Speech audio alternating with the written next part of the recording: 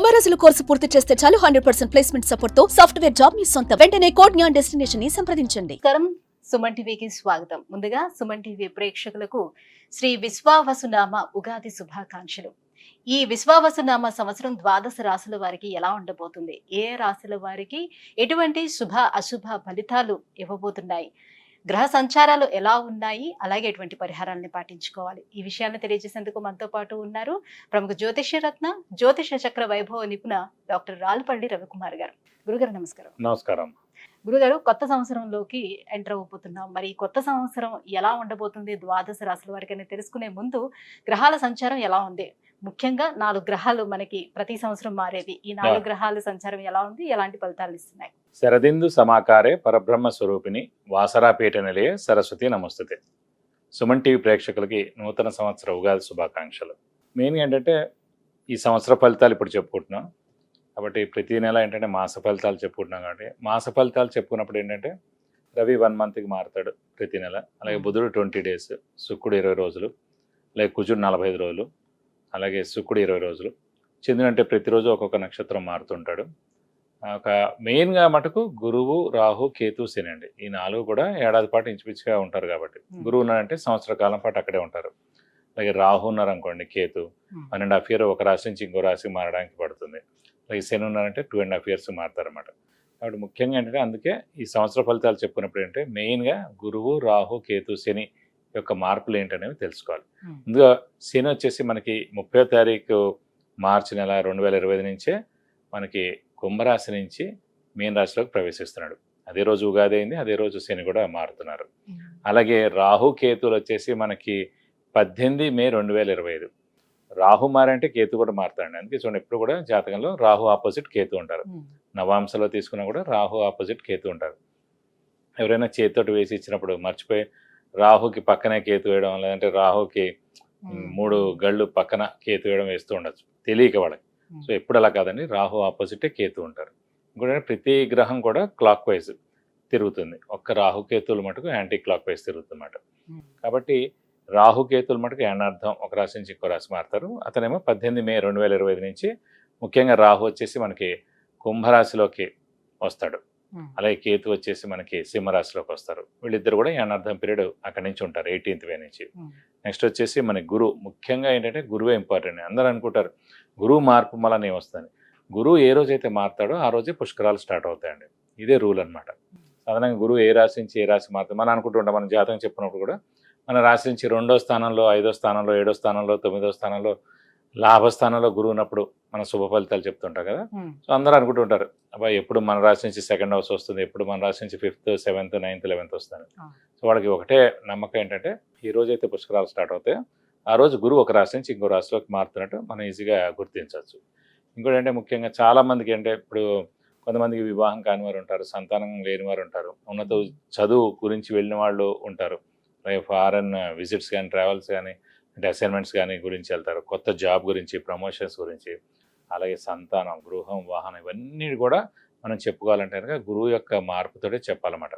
కొన్ని రాశుల వాళ్ళకి లాస్ట్ 2 ఏళ్ళు లేదనుకోండి, ఈ ఏడాది ఉంటుంది. అంటే ఆ ఏడాది వాళ్ళకి 2వ స్థానం కానీ, 5వ స్థానం కానీ, 7వ స్థానం కానీ, 9 కానీ, 11లోకి వచ్చినప్పుడు సంవత్సర కాలం పాటు. ఓవరాల్ గా అంటే ఈ 4 గ్రహాల మార్పుతోటి దేశవ్యాప్తంగా ఎటువంటి మార్పులు చోటు చేసుకునే అవకాశం ఉంటుంది, ఆర్థిక పరంగా కానివ్వండి? అంటే ఆర్థిక పరంగా ఇవన్నీ కూడా ఎక్సలెంట్గా ఉంటుంది. ఎందుకంటే బుధుడు మెయిన్ వ్యాపార కారకుడు. ఎవరికైనా సరే ఆర్థికానికేమో బుధుడు అవుతాడు, అలాగే గురువు కూడా అవుతాడు.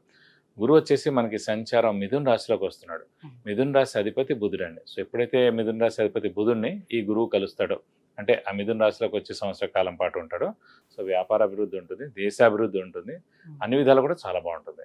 ప్లస్ చాలా మంది అంటే ఇంకా వ్యాపారం విపరీతంగా పెరుగుతుంది, ఎక్స్పోర్ట్ కానివ్వండి ఇవన్నీ కూడా విపరీతంగా పెరుగుతాయి అన్నమాట. వాతావరణ పరిస్థితుల్లో ఎటువంటి మార్పులు? వాతావరణం కూడా చాలా బాగుంటుంది. ఎందుకంటే శని కూడా మనకి గురువు స్థానం అయిన మీన రాశిలోకి వస్తున్నాడు. ఇంకోటి ఏంటంటే ఆధ్యాత్మిక కారకుడు శని, గురువు, కేతు కూడా అండి. అలాంటి ఆధ్యాత్మిక కారకుడైన శని వచ్చేసి మనకి గురువు రాశి అయిన మీన రాశిలోకి ఉంటాడు కాబట్టి సో ఆధ్యాత్మిక వాతావరణం 2.5 ఇయర్స్ పరిపూర్ణంగా ఉంటుందని చెప్పుకోవచ్చు. శత్రు దేశాల నుంచి వివాదాలు కానీ అలాంటి చోటు చేసుకుని అలాంటివి అయితే ఏ ఇబ్బంది ఉండదు, ఖచ్చితంగా ఉండదు. జూన్ తర్వాత నుంచి ఇలాంటి ప్రాబ్లమ్స్ అన్ని కూడా తీరిపోతాయి. కొన్ని రోజులు ఏంటంటే కుజుడు కూడా నీచ స్థానంలో ఉంటాడు అన్నమాట కర్కాటక రాశిలో ఈ మే, జూన్ ఆ సమయాల్లో. ఒకసారి జూన్ వెళ్ళిపోయిన తర్వాత నుంచి మటుకు ఎలాంటి ప్రాబ్లమ్స్ ఉండవు దేశానికి మటుకు. గురువు గారు, విశ్వావసునామ సంవత్సరం మరి వృషభ రాశి వారికి ఎలా ఉండబోతుంది? వీళ్ళకి గ్రహాల అనుగ్రహం ఎలా ఉంది? తప్పకుండా అమ్మా. వృషభ రాశి అనగానే మనకి కృత్తిక 2, 3, 4 పాదాలు, రోహిణి 1, 2, 3, 4 పాదాలు, మృగశిర 1, 2 పాదాలు, ఈ నక్షత్రాల సమూహం అంతా మనకి వృషభ రాశిలోకి వస్తారు. ఎప్పుడు చెప్పేది ఒకటే, వృషభ రాశి వారికి మెయిన్గా చంద్రుడు ఉచ్చ స్థానంలో ఉంటారు. చంద్రుడు అంటే మాతృకారకురాలు, సో మైండ్ అన్నీ కూడా కారకుడు. సో చంద్రుడు ఉచ్చలోనే అంటే మదర్ యొక్క బ్లెస్సింగ్స్ 100% వాళ్ళకు ఉంటాయి. అలాగే వాళ్ళకు కూడా మదర్ అంటే ప్రాణం ఉంటుంది. కాబట్టి మదర్ బ్లెస్సింగ్స్ తోటి ఫస్ట్ ఆఫ్ ఆల్ ఎప్పుడు ముందుకు వెళ్తూనే ఉంటారు. వృషభ రాశి వారికి, వృషభ లగ్నం వారికి కూడా అలానే ఉంటుంది. వృషభ రాశికి అండి, లగ్నం కాదు. లగ్నం అంటే మన ఇందులోకి రాదు. రాశి అంటేనే చంద్రుడు ఉచ్చలో ఉంటాడు కాబట్టి ఖచ్చితంగా. కాబట్టి ఇది కాకుండా ప్రస్తుతం తీసుకుంటే గురువు 100కు 100 ద్వితీయ స్థానంలో ఉన్నాడు. అంటే ద్వితీయ స్థానం అంటే ఇదివరకు కూడా మనం చెప్పుకున్నాం. వాక్ స్థానం, కుటుంబ స్థానం, నేత్రస్థానం, ధనస్థానం. సో వాక్కి ఏ ఇబ్బంది ఉండదు. ఏం మాట్లాడినా తప్పకుండా వాళ్ళకి మంచి పనులు జరుగుతాయి. వాక్తో రిలేటెడ్ వాడు, ఫర్ ఎగ్జాంపుల్ మీరు యాంకర్గా అవనివ్వండి, అయితే న్యూస్ రీడర్స్ అవనివ్వండి, డబ్బింగ్ ఆర్టిస్ట్ అవనివ్వండి, సింగర్స్ అవనివ్వండి, అలాంటి జ్యోతిష్కులు అవనివ్వండి, ఎవరైనా సరే వాక్తో పనిచేసే ఏ ఉద్యోగం వాళ్ళైనా సరే అత్యద్భుతంగా ఉంటుంది మేడం. ఎందుకంటే వాక్ స్థానంలోనే మనకి గురువు ఉన్నాడు కాబట్టి. సో అలాగే ధనస్థానం, ధనానికి ఇబ్బంది ఉండదు ఈ సంవత్సర కాలం. అలాగే వాక్ స్థానం, ధనస్థానం, అలాగే నేత్రస్థానం, నేత్రం అంటే కళ్ళు ప్లస్ ఆరోగ్యం కూడా చాలా బాగుంటుంది. అలాగే కుటుంబ స్థానం, కుటుంబ స్థానాన్ని కూడా ద్వితీయ స్థానం అంటారు. సో కుటుంబం ఏర్పడడం, పెళ్లి కాని వాళ్ళకి పెళ్ళి అవడం అనుకోండి, కుటుంబం ఏర్పడడం ఇలాంటివన్నీ జరుగుతాయి. సో కుటుంబంలో కూడా ఏ ఇబ్బందులు ఉండవు.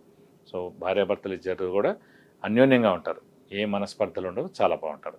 ఇది కాకుండా మనకి లాభస్థానంలో శని వస్తున్నాడు 30వ తారీఖు నుంచి 2.5 సంవత్సరాలు ఉంటాడు. సో 3, 6, 11 స్థానాలు ఎప్పుడైతే శని ప్రవేశిస్తాడో సో లాభదాయకంగా ఉంటుంది అన్నమాట ఆ 2.5 సంవత్సరాలు. కాబట్టి ఇప్పుడు 2.5 years మనకి బెస్ట్ పీరియడ్ వృషభ రాశి వారికి. కాబట్టి అక్కడ గురుబలం 100 ఉంది, శని బలం 100 ఉంది. లాస్ట్ ఇయర్ మేష రాశి వారికి ఎలా ఉందో సేమ్ ఎప్పుడైనా అంతే, నెక్స్ట్ కంటిన్యూ అవుతుంటాయి అన్నమాట ఏదైనా సరే.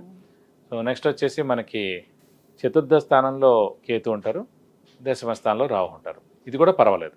కాబట్టి 12 రాశుల్లో బెస్ట్ రాశి ఈ సంవత్సరం మటుకు వృషభ రాశి అంటే.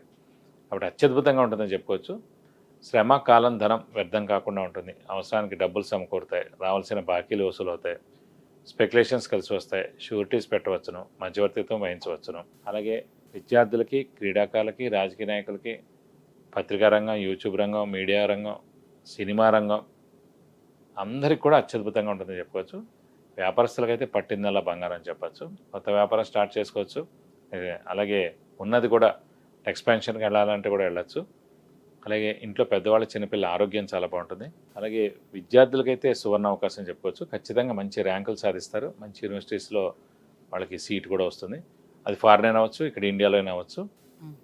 నిరుద్యోగులకు ఉద్యోగం రావడం, ఉద్యోగస్తులకు promotions, name and fame, boss నుంచి మన్నన పొందడం, అలాగే ఫారెన్ టూర్ విజిట్స్, అసైన్మెంట్స్ రావడం, అలాగే దైవబలం, దైవానుగ్రహం పరిపూర్ణంగా ఉండడం, తీర్థయాత్రలు చేయడం, గురువుని దర్శించడం, గురువు యొక్క బ్లెస్సింగ్స్ పొందడం. సో తల్లికి కూడా చాలా బాగుంటుందండి. ఎందుకంటే ప్రస్తుతం గురుబలం చాలా బాగుంది కాబట్టి వృషభ రాశి వారికి తల్లికి కూడా ఏ ఇబ్బంది లేకుండా కూడా చాలా బాగుంటుంది. ఇక్కడ ఇలా పట్టిందల్లా బంగారం అని చెప్పుకోవచ్చు ఈ సంవత్సర కాలం పాటు. మరి ఇంకా వివాహ ప్రయత్నాలు, అలాగే సంతానం లేని వాళ్ళకి సంతానం ప్రయత్నాలు, ఇవన్నీ కూడా ఈ సంవత్సరం చేసుకునేందుకు అవకాశం ఉంటుంది? తప్పకుండా. ఎందుకంటే మనం ఇందాక కూడా చెప్పుకున్నాం, ద్వితీయ స్థానం అంటే కుటుంబ స్థానాలు. సో అవివాహితులు ఎవరైతే ఉన్నారో వాడికి ఖచ్చితంగా వివాహం అవుతుంది అన్నమాట.